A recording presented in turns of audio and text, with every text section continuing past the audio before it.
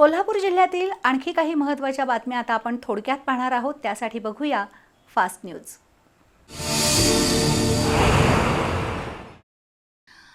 कोल्हापुरातील शाहूपुरी गवत मंडई इथली खुली जागा वारसा हक्काने अतुल विजय प्रभावळे यांच्या नावे हस्तांतर करण्याचा प्रस्ताव आज कोल्हापूर महापालिकेच्या सभेत आला होता। हा प्रस्ताव नगरसेवकांनी एकमताने मंजूर केला, पण विजय प्रभावळे यांच्या दुसऱ्या पत्नीने या जागेवर आपला हक्क असल्याने ती जागा आपल्याला मिळावी यासाठी महापालिकेच्या चौकात जोरदार गोंधळ घातला। आपण या जागेचे वारसदार असताना सावत्र मुलाच्या नावाने ठराव मंजूर झाल्याने संतप्त झालेल्या संबंधित महिला आणि त्यांच्या नातेवाईकांनी महापालिका चौकात ठिय्या मांडला। त्यामुळे महापालिका वर्तुळात याच विषयावर चर्चा रंगली होती। लाईन बाजार इथल्या सेवा रुग्णालयाच्या जवळ आज दुपारी झाडाला लटकलेला एक मृतदेह दिसून आला। काही स्थानिक नागरिकांनी हा मृतदेह पाहिल्यानंतर शाहूपुरी पोलिसांना कळवलं। पोलिसांनी ताबडतोब घटनास्थळी येऊन तो मृतदेह खाली उतरवला। सदर बाजार परिसरातील गवळी गल्लीत राहणाऱ्या 50 वर्षाच्या किरण साळोखे यांनी गळफास लावून जीवनयात्रा संपवल्याचं पोलीस तपासात उघड झालं।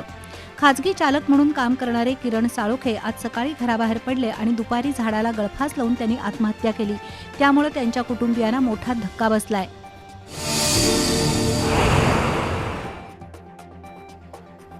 इचलकरंजी महापालिकेतून गेल्या 2 वर्षात 185 कर्मचारी निवृत्त झाले आहेत। त्या कर्मचाऱ्यांना ग्रॅज्युइटी आणि शिल्लक रजेचा पगार अजूनही मिळालेला नाही। वारंवार पाठपुरावा करूनही सुमारे 9 कोटी रुपये इचलकरंजी महापालिकेकडून थकीत आहेत। त्यामुळे सर्व कामगार युनियन कृती समितीने इचलकरंजी महापालिकेच्या प्रवेशद्वारात आज उपोषण सुरू केले। कृती समितीचे अध्यक्ष के कांबळे, कार्याध्यक्ष शिवाजी जगताप, ज्येष्ठ कामगार नेते ए.बी. पाटील, जनरल कामगार संघाचे अध्यक्ष अमरसिंह माने, पेन्शनर असोसिएशनचे अध्यक्ष मुस्ताक मोमीन यांच्या उपस्थितीत सुरू झालेल्या बेमुदत उपोषण आंदोलनाला अनेक नगरसेवकांनी पाठिंबा जाहीर केलाय।